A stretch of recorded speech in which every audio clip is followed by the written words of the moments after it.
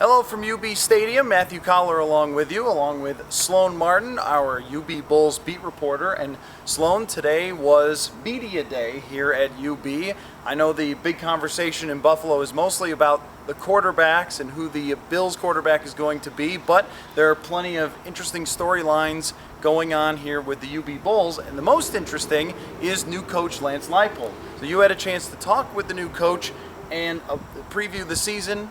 What did you think?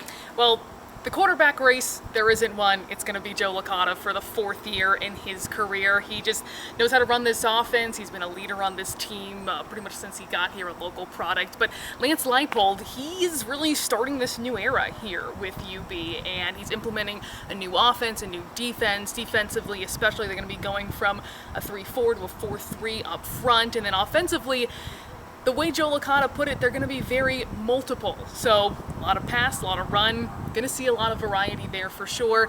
But under him, he brings this culture, and that's of winning.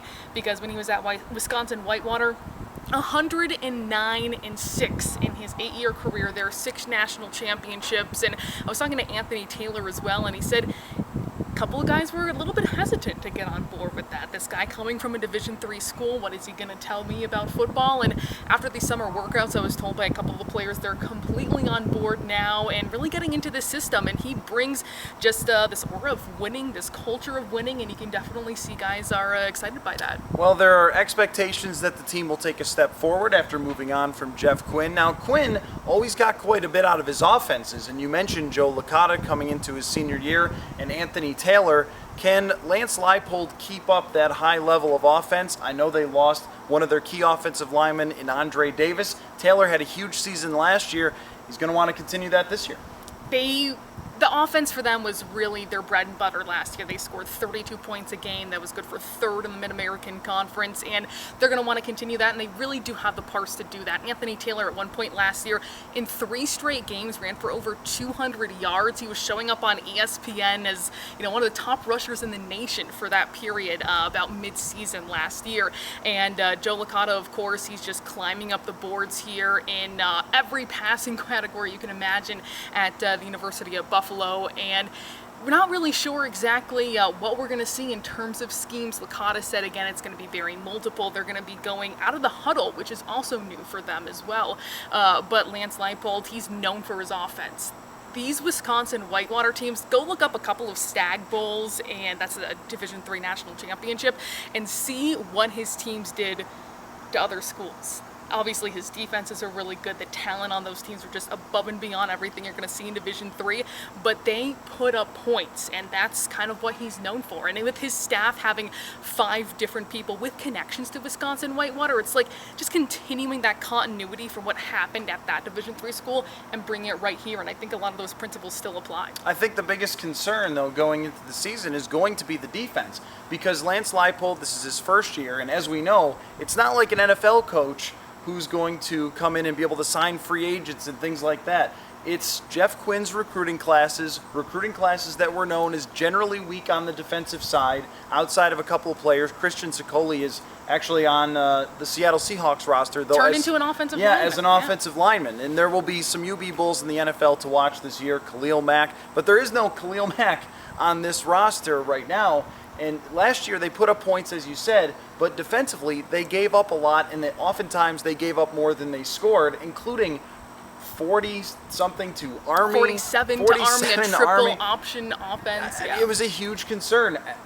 Did Lance Leipold address that, and how is he going to fix this defense with 1 year without his own recruiting class?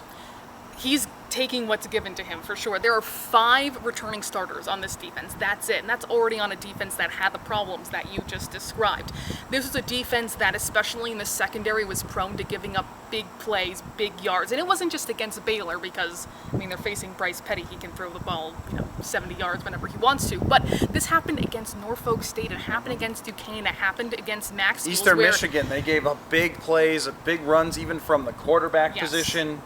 Yeah, when they faced especially a really, athletic quarterback, it was just mayhem for this defense. It seemed like there were a lot of breakdowns, and Leipold told me, knowing about this team from last year, they obviously weren't involved with coaching. He said he doesn't really know where the breakdowns were per se, but really has to be addressed is the idea of giving up those big plays. They have to be more disciplined, more consistent in each and every single play, because when you allow those big plays, they obviously move more quickly down the field.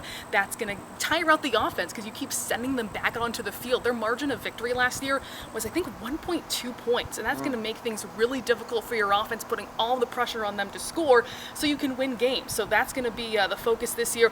One player that has really stood out here so far in the preseason, and even last year, is Boise Ross. He made the transition from wide receiver to now being a cornerback, and he made great strides last year, and then this year was kind of looking like one of the strongest defensive players on this team. Now, of course, you may not want your cornerback being your strongest defensive position. You'd probably rather have that pushed up front a little bit more, but I think he can definitely have an impact against some of these passing teams. All right, well, it will be very exciting. Sloane will be covering the UB Bulls all season long, so you want to follow her on Twitter at Sloane Martin and see her reports here on WGR550.com. Sloane Martin, Matthew Coller, UB Stadium. We'll catch you next time.